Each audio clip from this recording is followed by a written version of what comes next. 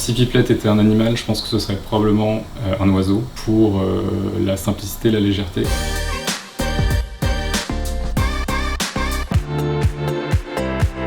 Je m'appelle Mathieu Herman, je suis un des fondateurs de la startup Pipelette qui propose un service aux entreprises internationales qui ont besoin d'évaluer les langues étrangères.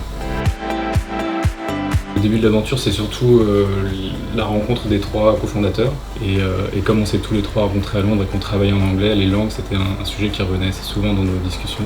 On avait beau avoir appris l'anglais pendant 10 ans à l'école, on était en grande difficulté quand on est arrivé, surtout les premiers mois à Londres.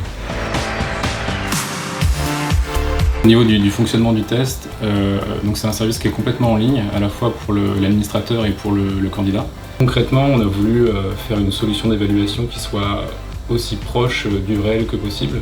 Donc on évalue nos candidats avec des mises en situation qui se veulent réalistes. Nous, ce qu'on fait en fait, c'est qu'on va simplement enregistrer toutes ces productions et ensuite on travaille avec une communauté d'examinateurs natifs qui vont, eux, écouter chacune des réponses et porter une évaluation qui va être du coup beaucoup plus fine. À la fin de l'année dernière, on a obtenu le statut de certification CPF.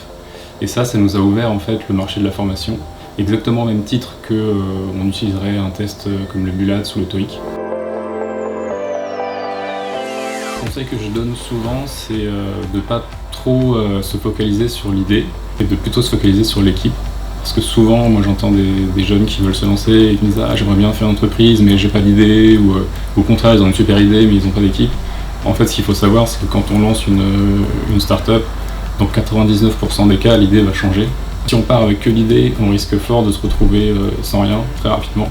Alors que si on part avec une bonne équipe de gens avec qui on s'entend bien, avec qui on travaille bien, qui ont des compétences complémentaires aux nôtres, en fait on peut faire n'importe quoi. Alors pour moi, le startup spirit, ce serait vraiment de faire les choses en fait. D'arrêter simplement de se poser 10 000 questions ou d'en parler ou de théoriser trop, et de le faire. Vraiment juste y aller quoi.